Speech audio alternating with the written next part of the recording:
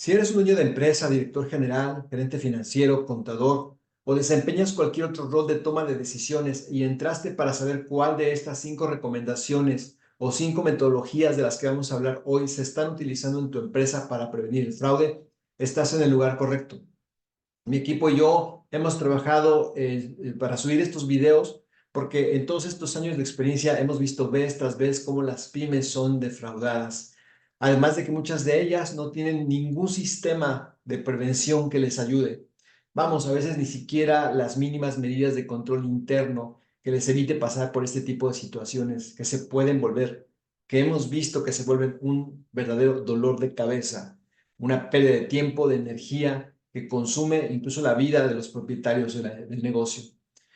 Debo decir a favor de los empresarios que no es culpa. La metodología que existe está, pareciera, solo al alcance de empresas gigantescas, con grandes capitales transnacionales, con gran capacidad adquisitiva. Y por otro lado, la verdad es que muchas veces, aunque este conocimiento está en Internet, hay cursos, libros, es un material sumamente aburrido, así es que parecía que a nadie le interesa. Así que por esa razón es que mi equipo y yo estamos haciendo este esfuerzo para hablar de las historias que hemos visto y que a través de eso, a través de los errores de otros, tú puedas aprender. Como siempre, aquí René Hernández de Blindaje de Negocios, saludándote para poner a tu servicio todos estos años de experiencia, de consultoría, implementando en múltiples empresas de muchos giros distintos, principalmente en México y también en Latinoamérica. Hablemos de datos duros. Las pymes pierden alrededor del 5% de sus ingresos anuales debido al fraude interno. Según la Asociación de Examinadores de Fraudes Certificados, la ACFE, el 85% de las pymes han sido víctimas de fraude. El fraude promedio le cuesta a una pyme $150,000. Los tipos de fraude más comunes en las pymes son el robo de activos, la malversación de fondos y el fraude contable. Estas alarmantes estadísticas nos demuestran que el fraude sí es un problema real que afecta a las pymes de todo el mundo. Así que vamos a hablar de conceptos muy básicos. ¿Qué es el fraude organizacional? Bueno, pues hablamos de fraude organizacional como cualquier acto intencional que busca obtener un beneficio a expensas de la empresa. Puede incluir, no queremos ser limitativos, pero puede incluir el robo de activos, que estamos hablando de dinero, de inventario, inclusive de información confidencial, el famoso secreto industrial. ¿Qué más? Malversación de fondos, que es el uso indebido de recursos de la empresa para beneficio personal. El fraude contable, que es la manipulación de registros financieros para ocultar errores o actividades fraudulentas. Conflicto de intereses. Empleados que actúan en beneficio propio en lugar de la empresa que les está pagando. Ahora bien, vamos a ver las medidas que pueden tomar las pymes para prevenir el fraude. Vamos a ver la primera metodología que puedes implementar y es un sistema de gestión antisoborno basado en ISO 37001. ¿Qué es ISO 37001? Es una norma internacional que proporciona una guía para prevenir el soborno y la corrupción en las organizaciones. Subrayo el tema de soborno, que es su enfoque principal. Fue creada en el 2016. Ha ido evolucionando, ha ido actualizándose para que en el 2021 esté incluyendo también nuevas directrices sobre gestión de riesgos de terceros y la debida diligencia. Los beneficios son múltiples, reduce el riesgo de fraude, por supuesto, de soborno principalmente, pero además mejora la reputación de la empresa, aumenta la confianza de los clientes y de los proveedores. Hay ya muchos ejemplos de empresas que lo han implementado, como dije, empresas multinacionales, por ejemplo, Siemens, Airbus, Walmart. En México, para que te des idea, la primera empresa certificada fue en el 2017. Todavía ni siquiera estaba 100% libre de la norma y ya había una empresa que estaba siendo certificada. Número 2, adoptar las directrices de ISO 37200. ¿Qué norma es esta? Bueno, es una norma internacional que proporciona una guía para denunciar el fraude en las organizaciones.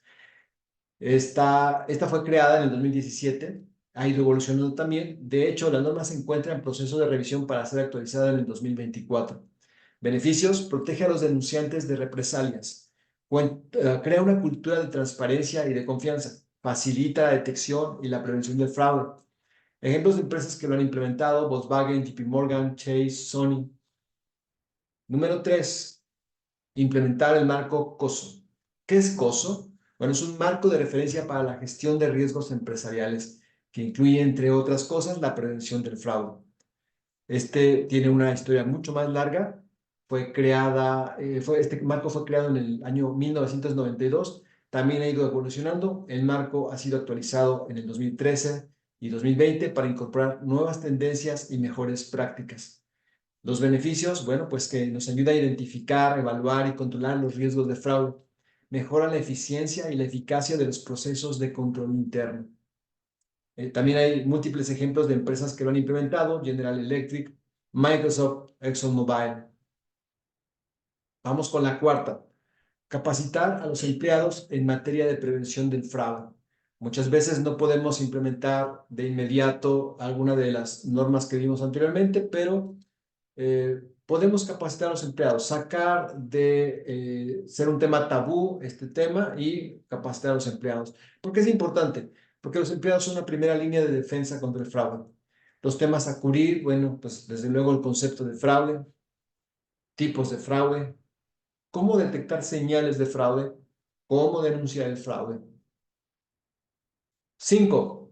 Implementar medidas de control interno. ¿Qué son las medidas de control interno? Son medidas que se toman para proteger los activos de la empresa y prevenir el fraude. Ejemplos de medidas de control interno: por ejemplo, la segregación de funciones, ¿sí? Evitar tener concentrado en una sola persona o un solo puesto distintas funciones.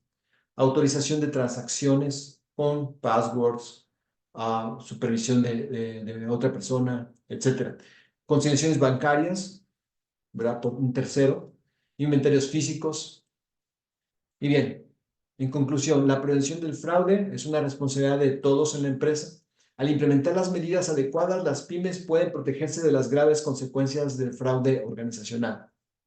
Así que con esto termino, no sin antes recordarte que si esta información te fue útil, por favor comparte el video. Esto nos ayuda a que el algoritmo de la plataforma siga siendo de más conocimiento a otras personas los videos que estamos subiendo. Y también, si tú eres una persona que dices: yo quiero comenzar mi recorrido, no me es suficiente los videos que me estás poniendo, yo quiero formalmente empezar a capacitarme en este tema. Debajo en la descripción vas a encontrar un documento que te va a permitir diagnosticar tu empresa. Si es que hay algún área de un proceso que esté siendo descuidado y que necesites tomar cartas en el asunto, descárgalo y de ahí comenzamos este recorrido del que te hablo. Así es que me despido, René Hernández de Vintage de Negocios, y nos vemos en alguna de nuestras siguientes historias.